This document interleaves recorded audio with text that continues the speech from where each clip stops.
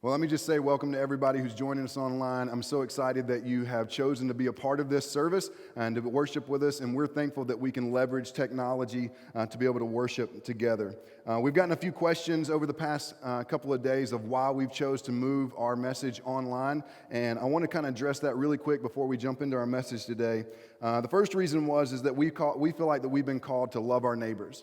And through loving our neighbors, we want to protect our neighbors. And so when we protect one another, we want to make sure everybody is as healthy as possible all of the time. So we want to make sure that we're moving forward and making sure that we're kind of obeying what we need to obey to keep everybody as safe as possible. And we believe as a church that we want to lead that way as well. So we're trying to make sure that everybody is protected as possible so that when we do get to come back together and worship up underneath the same roof, that we're all as healthy as possible. The number two reason is that we didn't make this decision out of fear.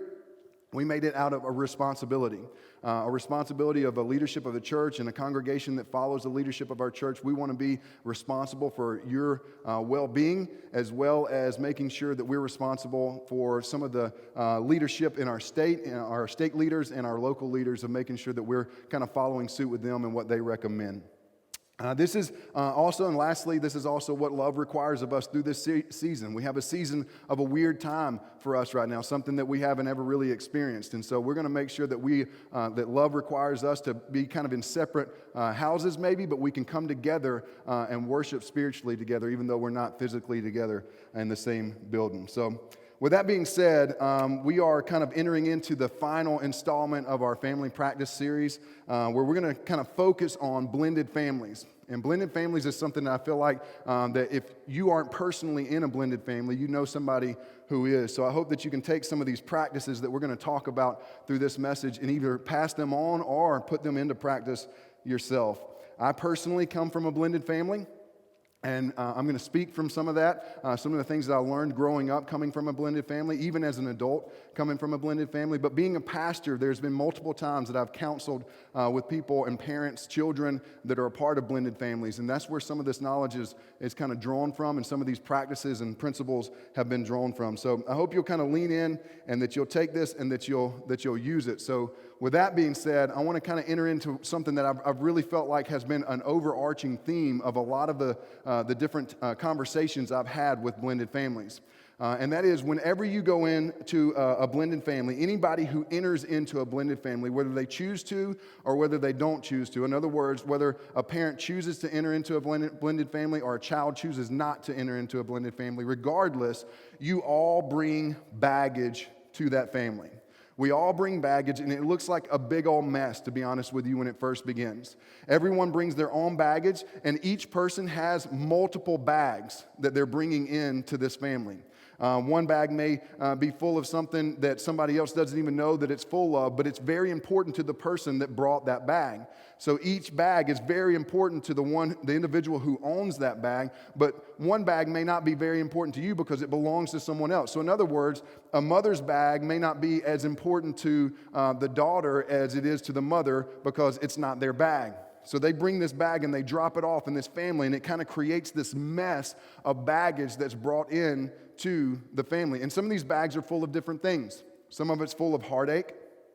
Some of it's full of protection, and some of it's full of protection for other family members. Some of it's full of ideas of what your family, expectations of what your family's supposed to be like, of what it's going to kind of move into, or what you think it's going to be now. Or maybe it's even full of vulnerability. And usually the vulnerability bag is what gets buried down at the bottom of the pile and is locked up because you don't want anybody to know how guarded you are over certain things. And so you kind of enter into this new family, this new blended family, with your guards up and your defenses ready, because you don't know how the other family that's going to be blended with you is going to relate to you. And so it ends up being this jumbled up pile of mess, these bags that we bring in to this blended family. And then the whole course of time of being a blended family, you're constantly trying to sort through these bags, and you're trying to decide what bags you can get rid of and what bags that are going to stick around for a while, or if not forever, and that you just need to learn how to manage, because we don't like a mess.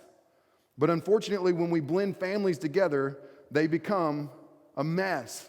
especially if they're blended together under the idea of heartache from another relationship, under the idea of running from another relationship, and especially when that all happens, when we bring our problems from other relationships into this relationship, which is notoriously it always happens. This is what happens, is a big pile of baggage mess. And we bury our vulnerabilities in the bottom. Not all bags are bad, though. There are some bags that are involved in this that are good, that need to stick around. But the problem is that when we get together and we have two families' bags sitting in the same place, it gets all jumbled up, and everybody thinks that their bag is just as important as the other bag. And nobody wants to let go of that vulnerability. Nobody wants to let go of that certain bag that's kind of creeping in and causing problems in the family's life. When we mix two families together, we often get our guards up. We pack our bags and we say, nobody can have their hands on my bag, and we're keeping it in the pile. But we need to get to the point to where we understand that there are some of those bags, some of the bags that we need to let go of as kids, that we need to let go of as parents, that we need to help our kids let go of, and there's some of those bags that we need to protect and keep very dear to our families, and especially a blended family. So in saying this, I want you to understand this one fact, that God's structure of family has not changed. God's structure of family has not changed. He's very clear on his structure of family. Marriage is between a man and a woman. Men should manage their families well and raise children that respect them, leading by example. That men in the family should lead by example. They should teach their family what it is to lead and what it is to love and what it is to respect. Women should teach others what is good, carrying themselves with respect and love, teaching younger women how to love their husbands and how to love their children. This is God's model. This is God's structure. We should care for our relatives, especially those relatives that live in the same household as us. And whenever you blend a family together and you see all this baggage come together, then it starts to get a little bit more confusing. And it's like, man, are these really my family members? And it kind of feels like two different families living up underneath the same roof. And it gets a little bit confusing, but God's structure is still very clear. And then he says to children, children should obey their parents. They always should obey their parents. We're going to read some scripture about that here in just a second. But this is God's structure of family. And all too often, we get confused of what this structure is supposed to look like, especially when we start blending families together. But God's structure doesn't change. But we think that whenever we have changed the structure of God's family, that we have taken a family that was meant to be for forever, and we've separated that family, and then all of a sudden we're trying to blend this family with this family, which means that other family that we tore into two, the other half of that family is going to blend with this family, and then you have all of these other blendings going on, and we're like, man, this is not God's structure for family, so I've completely destroyed it all. But the grace of God is amazing, and the mercy of God is amazing. And just because the family is blended doesn't mean that the family structure has changed. Just because this family right here is a blended family, it doesn't mean that the structure that God intended for the family has changed. So I like to think of it this way. Blended families may not be God's plan, but they can still be God ran. Blended families may not be God's plan, but they can still be God ran. That God should still be just as in control of this blended family as he was in control of the family that wasn't blended to begin with. But it has to start with some specific practices. Check out 1 Timothy chapter 5, verse 8. But if anyone does not provide for his relatives, and especially for members of his household, he has denied the faith and is worse than an unbeliever. If anybody doesn't take care of the ones that belong to him, if anyone doesn't take care of the ones especially that fall up underneath the household, up underneath the same roof, then God is saying, and Paul's saying, through God, or God's saying through Paul, that they are worse than an unbeliever. That it's more difficult for them. It's going to be a struggle for them, that they are just kind of like trash compared to a believer. This is ridiculous that if you're not going to take care of those who belong to you, that you're in a tough position. So, I want to talk to you as parents that are a part of blended families, because I believe that it's your responsibility to take care of who's in your household, whether they are stepchildren or whether they are your children. You have to take care of them. And if you don't, you're worse than an unbeliever. So let me give you some practices. And the first one's not going to surprise you. As parents and step-parents, let me give you some practices. I'll talk to you children in just a second, but as parents and step-parents, let me give you some practices. Number one, put God first. Put God first. You have to make sure that God is number one in your life. If God's not number one in your life, none of these other practices are going to matter. None of the other structures are going to matter. No self-help book that you're going to read is ever going to matter. None of the straightening up of all the bags is going to matter. If God's not number one, then He's never going to be in the right place, and He's never going to make sure, you're never going to make sure that you're following up underneath the structure that He's set up for you. If God's not number one, your priorities are all out of whack. You have to put God first. Number two, this is going to be a tough one for some of you guys. And you're going to wish I didn't say this, and you're going to wish you maybe didn't show up online to hear this. But get along with your ex. Get along with your ex. Not just your ex, but if your spouse has one as well, needs to get along with their ex. Get along with your ex. And I'm speaking from a kid's point of view of a blended family, to where my mother and my father were divorced, but they could still sit down at the same dinner table together and have a cordial meal with a family. That stepmom and stepdad and mom and dad could still sit down at a dinner table and have a conversation. They could still show up to birthday parties and there be no tension. And there was a lot of work put into that, but I'll say more about that here in just a minute. You have to be able to get along with one another. Just because you disagree doesn't mean you can't get along. Try to form some sort of mutual respect. You've got to get to that point. I can't stand this mentality, especially being an election year. I can't stand this mentality of people thinking that if they don't agree with everything that someone says, that they automatically become their enemies. We have to get past that and realize that if we don't agree, it doesn't mean that we can't get along. You have to get there with your ex. You have to get along with your ex. And it's not just for your sake. It's not really even for your sake. It's for your kids' sake. You need to remember that there was a time when you were so in love with your ex that you felt the need to get married. Now be an adult and get to a healthy place to where you can co-parent with one another. Be an adult. I have counseled multiple people, and I've had multiple conversations to where parents can't be adults, and they're acting like children, and they're not even thinking about how this is affecting their children. Be an adult.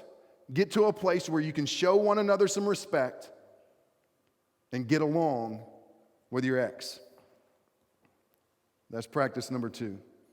Number 3, this is hugely important, because I see this happening all the time, to where parents will get into another relationship. They'll start dating, maybe they'll get married, and all of a sudden this is your kid's new stepfather, your kid's new stepmother, and then this doesn't happen in a relationship, and it causes a ton of problems. It causes a ton of anxiety for your kids, but it causes some issues that will definitely bubble up later on, if not sooner than later.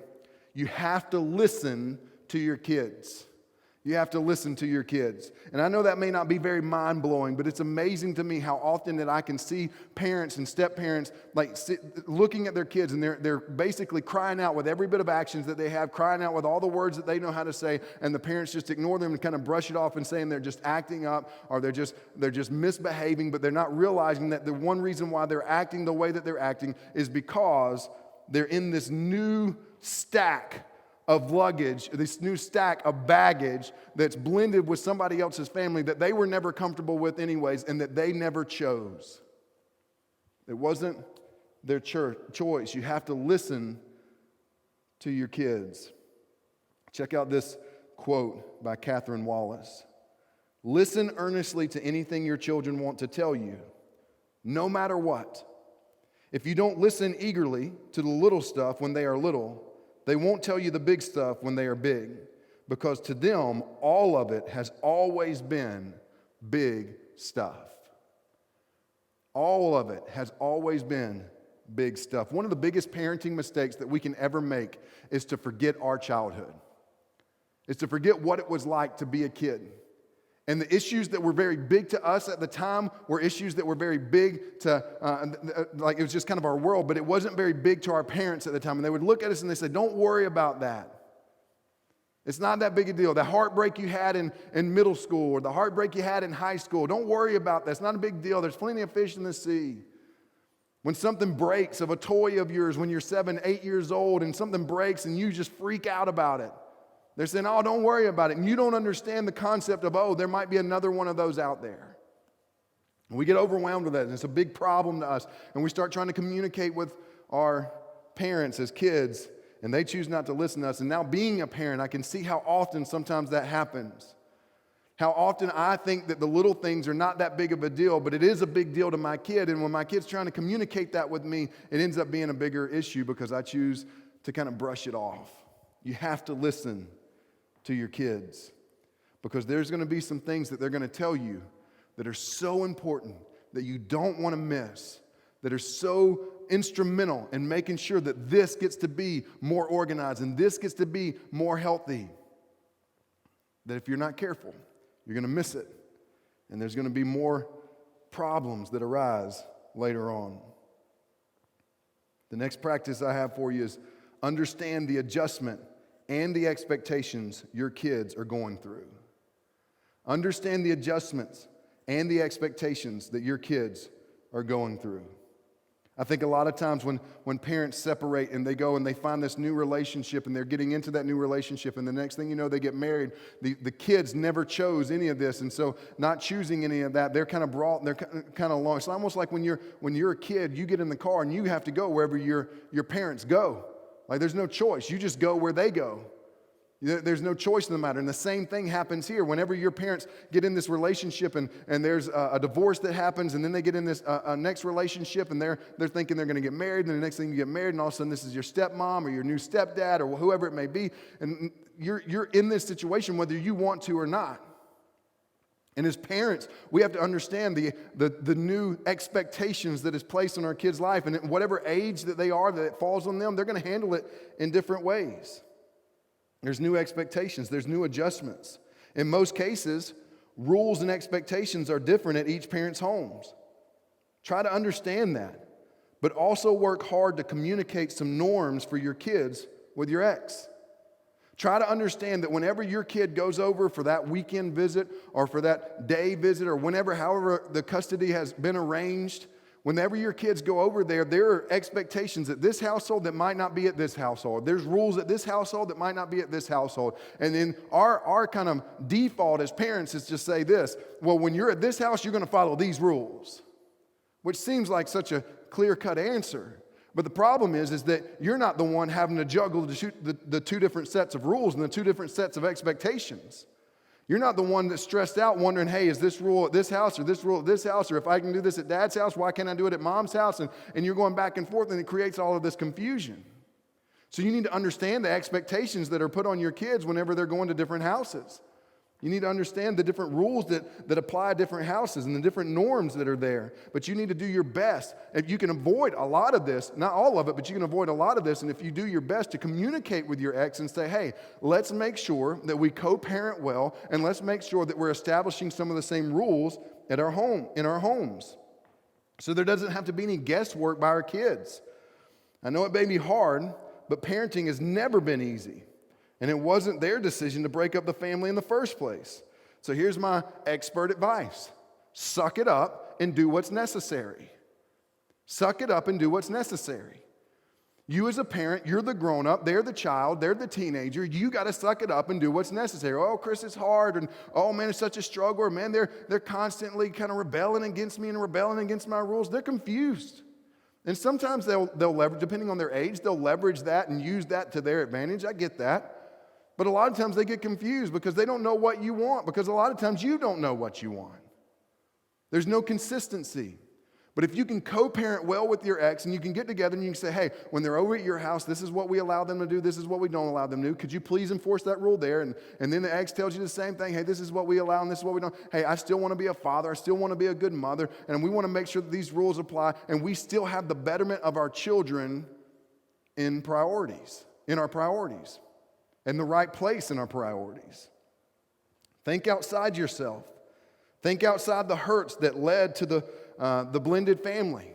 Because there's some of you guys who are thinking, man, I wish that my ex-husband would act that way, or I wish I could communicate with my ex-wife this way. And there's some of you guys saying, man, I wish that there was communication to where we could overcome some of this and we could get to the place to where we agree on certain things and we can have certain consistencies for our children's life. But the problem is, Chris, you don't understand. I can't communicate to this guy. I can't communicate with her. But you got to overcome that. There's too much hurt. There's too much. Man, he cheated on me, or she cheated on me, or she hurt me. He hurt me. It's all this kind of back and forth, back and forth, back and forth. You've got to get to the point, and I don't have time to preach on this, but you got to get to the point of forgiveness. And it's a lot easier said than done. It's a lot more difficult to do than it is just to preach about. But you got to be able to forgive. And if you truly love your child, you'll do your very best to get to that point. Some exes will make it impossible, and I'll speak about that here in just a second. But if any way possible for you guys to co-parent in a way to create some consistency in your kid's life, you need to do it. It may not be easy to do. There may have been some heartache and some hurts that happened that led to this blended family, but you need to do it. If possible, have the same strategy about discipline, have the same strategy about chores, have the same strategy and rules at both houses, if at all possible. There's probably going to be some things that are a little bit different, and your kids are going to have to be able to adjust, and kids are resilient, man. We know we all were resilient growing up. And we're going to have to kind of rearrange sometimes, or we're going to have to adjust sometimes. There's going to be some little things that are different. For the most part, though, you can have a simple conversation and be able to solve a lot of those problems. Next practice. This is a difficult one. But no favoritism towards kids. No favoritism towards kids. This is going to be tough. You're always going to be tempted to favor your own kids, or you're always going to be tempted to be tougher on your own kids. When I was growing up, my father used to tell me, son, I expect more out of you than I do other people's kids. And the reason he expected more out of me than other people's kids, or my brothers out of than other people's kids, is because I've raised you to this point. I've instilled what I've instilled in you. And the problem is that when you start combining families and blending families, is that you kind of jump in as a parent or a step parent into this life when they're 5 years old or 8 years old or 12 years old or 16 years old. And the next thing you know, like, you haven't had the time to instill those same values and have some of the same expectations. So it's easier to not expect the same things from these new stepchildren than you do your own children.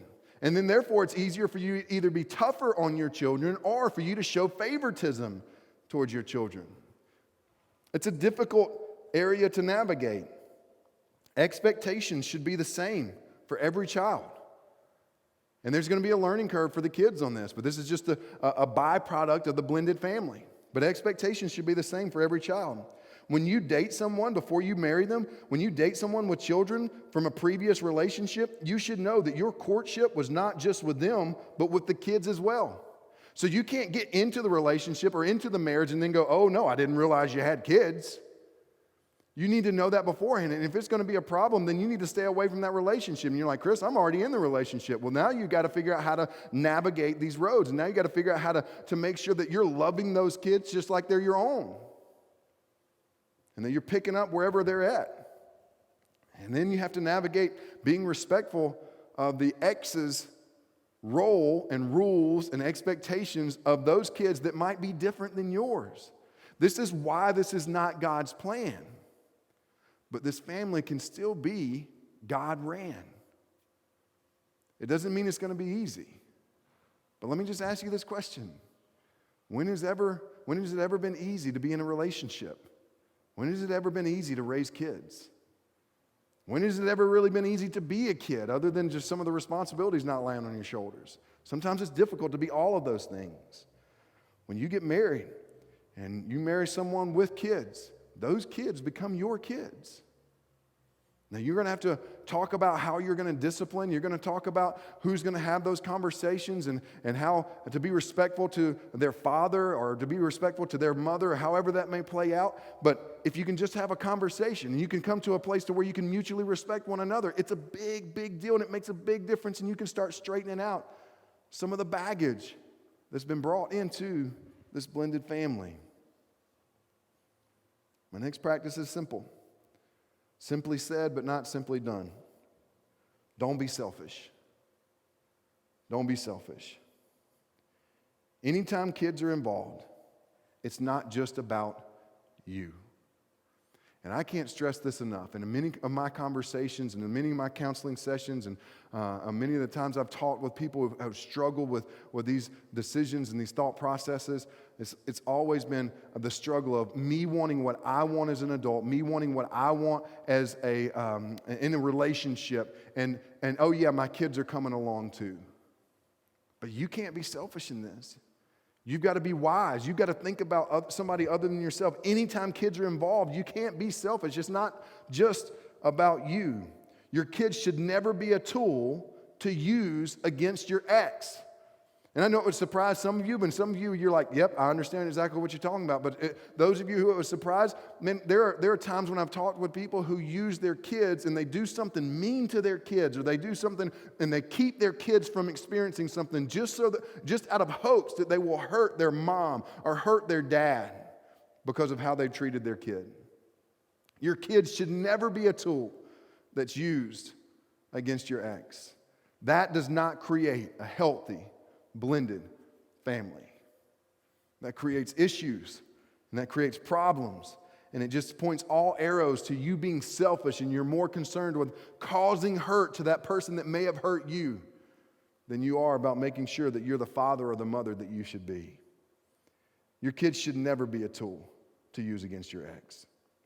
Your kids should feel the consistent love all parents have for them. That includes discipline. All four parents, if there's four parents in the picture, or if there's just three parents in the picture, a one-step parent and a mother and a father, your kids should feel the consistency of the love that you have for your kids to make this work. And that includes discipline.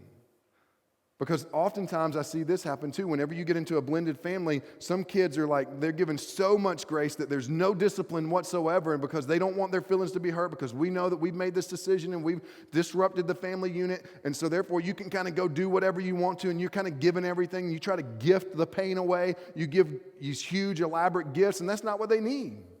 They need you to be present in their life. They need discipline, and there's sometimes when kids, they don't even know it, that they're acting out in a certain way because they're desperate just to have direction and just to have discipline. They need consistent love, and that consistent love means being there for them, means communicating to them, means listening to them, means not being selfish, and it means disciplining them whenever the time calls for it. I can't tell you how many times I've counseled with adults who are trying to get back at their exes just because of the hurt and the pain that they were caused. We can't be selfish. You can't be in a relationship, period, and be selfish. You can't be in a blended family, period, and be selfish. You can't be in a family, period, and be selfish. Nowhere in Scripture is that backed up. You can't be selfish. It is hugely the parent's responsibility to make sure they're pulling the weight, to make sure a blended family can work. But there are a few things that the children can do to make this just a little bit easier, because it's hard for everybody. So I want to talk about that just for a second. I've only got 3 here, but I want to give them to you really quick. If you're a child of a blended family, it doesn't matter if you're an adult child of a blended family, but if you're a child of a blended family, here's some practices that you can do. And the number one is the same exact one as the parents. You have to put God first, no matter what age. If you can listen to this message and you can comprehend what's being said, then you can put God first. God has to be first in your relationship. If He's first in your relationship, He's going to help you navigate the hard times of what it is to be a stepchild, or what it is to be in a blended family, and what it is to bury your vulnerabilities in this locked suitcase and all the baggage that's brought into this family, this blended family. But He's going to give you the ability to navigate through what you need to navigate through. He's going to make things a little bit easier. Doesn't mean it's just going to be easy, but He's going to make things a little bit easier because you know that you've got God in exactly the place that He needs to be. As a child of a blended family, you have to have God first. He has to take priority. It isn't all about you. It isn't all about what you want or how bad you've been hurt. You have to put God first. Number 2, and this is something that I've seen on multiple occasions, you have to communicate. You have to communicate. So many times I see kids shut down and they withdraw and they go inward and they don't say a word about some of the things that hurt them because they're trying to protect mom or they're trying to protect dad, or they know that mom and dad are in a better relationship now, but they miss their dad or they miss their mom, and they're inward, and so they don't really ever communicate about the problems that they're having or the struggles that they're having or the things that they're trying to overcome. But you have to communicate. As a child of a blended family, if you don't communicate what's on your mind and on your heart, you're only going to get to a place to where you get bitter, when you get angry, and you're going to lash out in ways that you wish that you wouldn't have. What you have to say is important, and it is okay to feel the way that you do, but you have to talk about it. Like you may feel certain ways. You may feel confused, but if you feel confused, tell your parents. I don't understand why this happened. I don't understand why the divorce. Why can't our family just get put back together? Why can't we just be a whole unit? Why can't you and dad get along? Or why can't you and mom get along? Why can't we just bring everything back together? I'm confused of why we're even in this state. Why do I have to be in this position? Why did you put me in this position? It's okay to feel the way that you feel, but it's not okay just to keep it to yourself. If you're angry, you need to talk about it. You can look your parents in the eye and say, I'm just mad right now. Like I literally want to punch something. I'm struggling. I'm frustrated. My family, everything that I've known that was supposed to be normal is no longer normal. But you got to talk about it. If you're sad, let people know. Let your parents know. Hey, this has upset me. But I want to say this to you parents really quick, kind of going back to our parent practices, right? If your kids are willing to talk to you and tell you that they're angry and tell you that they're sad and tell you that they're confused or that they're frustrated, you can't brush them off. You have to allow them to experience that emotion. I am the world's worst about this, and I'm not. My family, my immediate family, my kids, me and my wife, we're not a blended family, but we have a great family life. But I'm the world's worst about just trying to brush my kids' feelings off and not allowing them to feel the way that they feel. I'll look at my kids. That's nothing to cry about. There's no reason to be unhappy. Why are you so frustrated right now? And I get frustrated at them for being frustrated, and I'm trying to work on this myself. But here's what we got to do. We've got to be willing to listen to our kids, and we've got to be willing to allow them to be angry and willing to allow them to be sad and confused and excited and happy. Everything that goes along with it, you've got to be willing to allow them to do that. But if they're going to be willing to talk to you, you've got to be willing to listen, because you're not going to get many chances if you choose not to. You got to put God first. You got to communicate.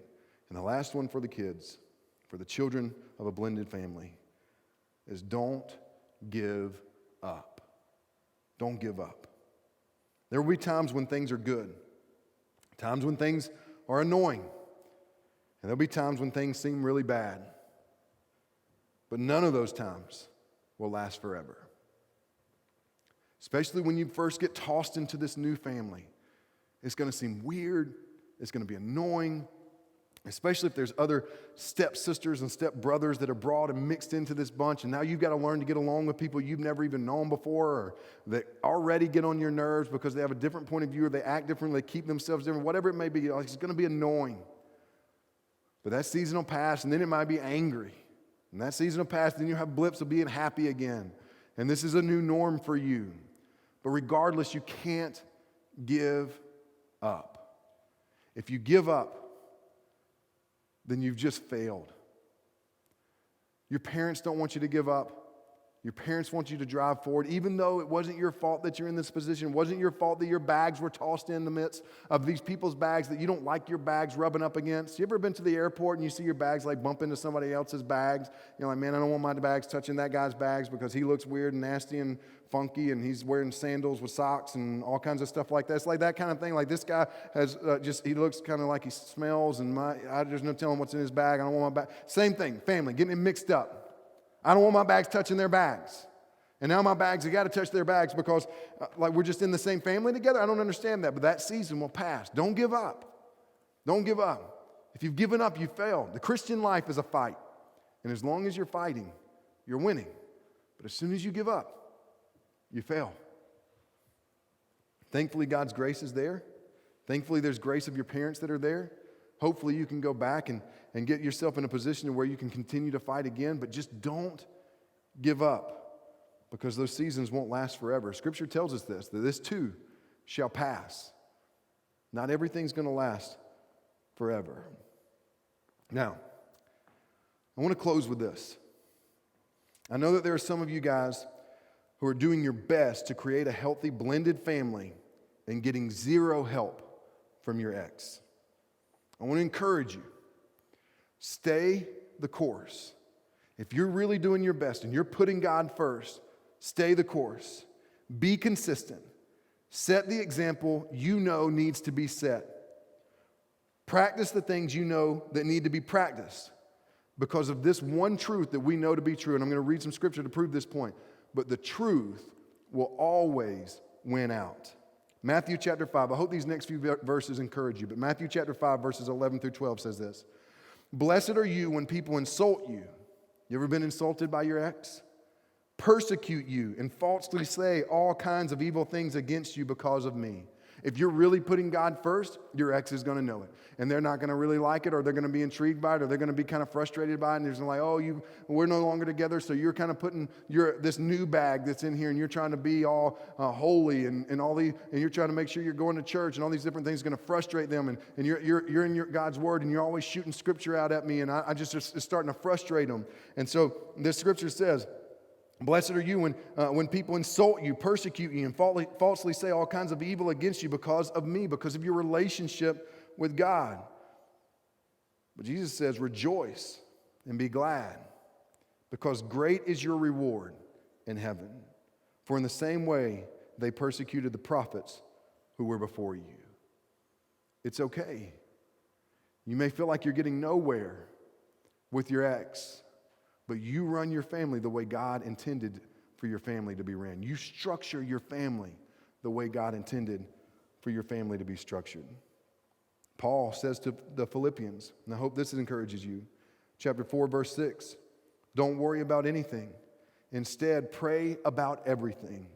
Tell God what you need and thank Him for all He's done.